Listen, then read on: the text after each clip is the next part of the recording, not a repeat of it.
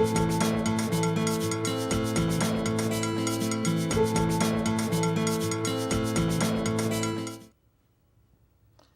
evening and welcome to Fiscally Fit. I am your host, Cassandra Thurman, founder and executive director of Essence of a Haitian Woman, Inc.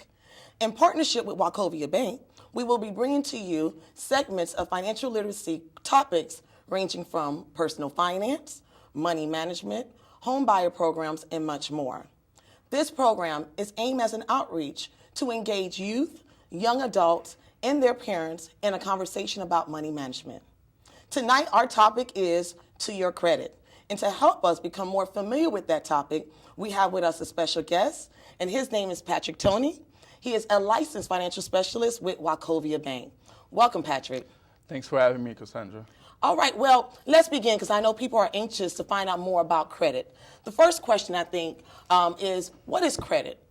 Well, Cassandra, first of all, I think this is a very great topic to be discussing, especially during this tough time that we're going through right now with the economy being the way it is. A lot of people definitely need to know about their credit. I know the government is doing their part to bring the country back to its feet, and we need to be doing our part as well to help make that, come true. Mm-hmm. So to answer your question, more specifically, I'll go into a credit history. I can tell you credit history, Cassandra, is pretty much a history of past and present debt that you've had. In other words, from the minute that you've applied for a credit card or a loan or a car loan and so forth, your history started.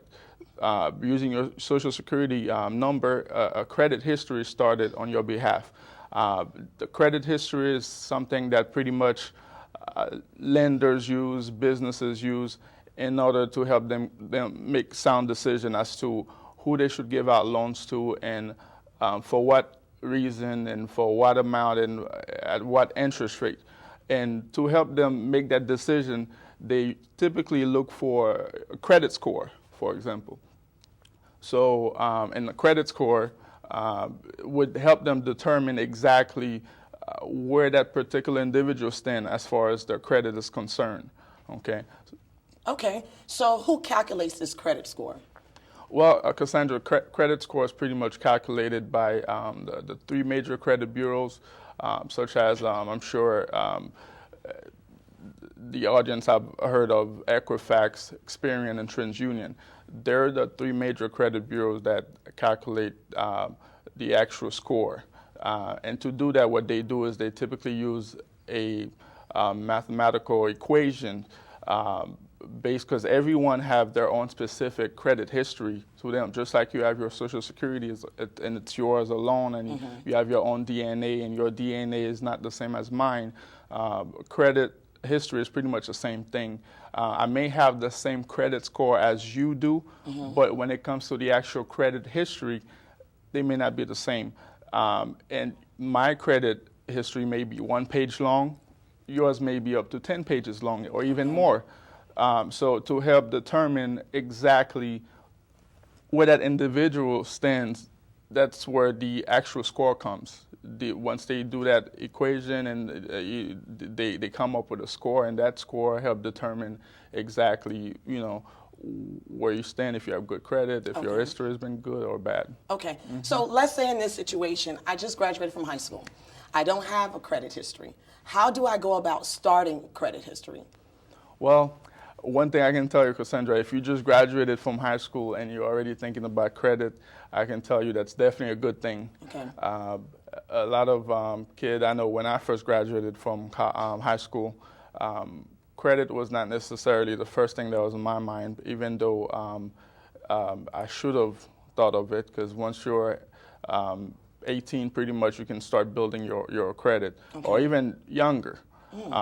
So to answer your question, one thing that you can do, I know a lot of students, when they're done with school, graduated high school, they usually get gifts, for instance, a car from their parents.